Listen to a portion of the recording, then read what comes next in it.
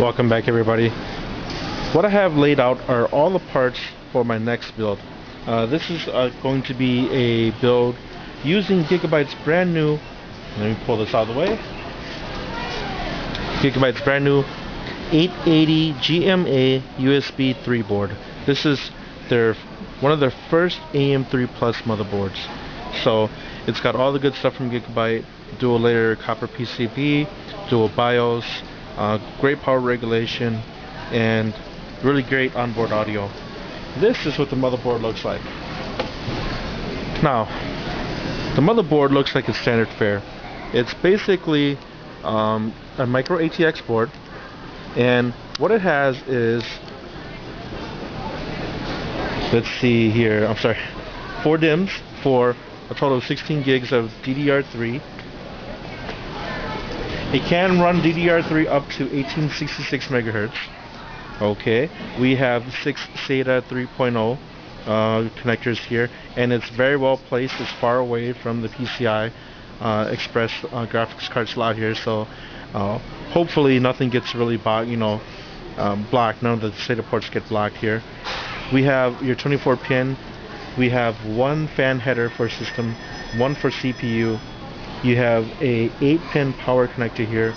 A little bit different power layout here on the side of the motherboard, more than likely to regulate the power for the new AM3 Plus chips. And we have 2 PCI Express and 1 PCI expansion slot here. You have 3 front USB headers here. And note, there is no IDE or floppy connectors on this motherboard, so it looks like Gigabyte is phasing that out. On the back of the board, we have your typical layout from Gigabyte.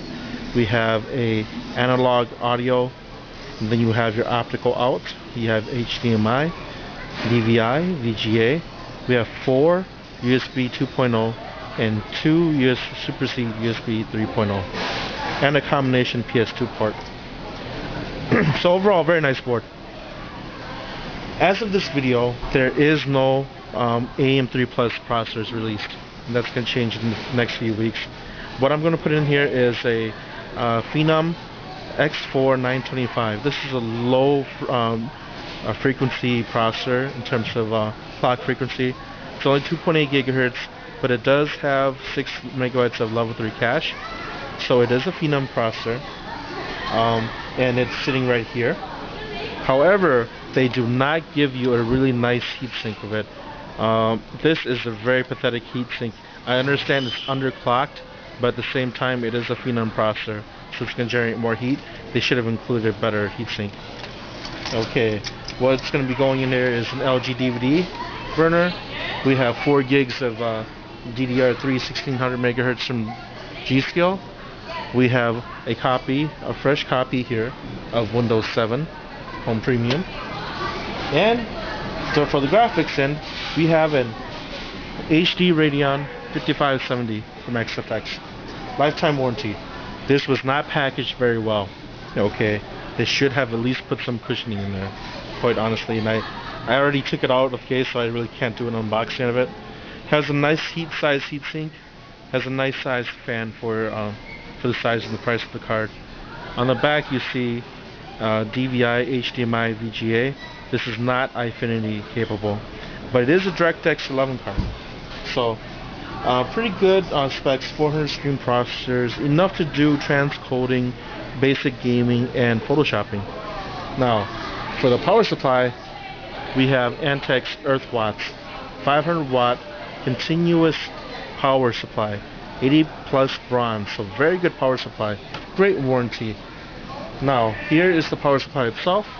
It only has an 80mm exhaust fan, and it only draws in air passively, so there's no fan on this side.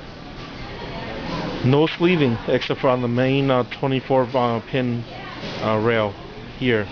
So, but it's nice, it's green, and it's continuous power, and that's the most important thing.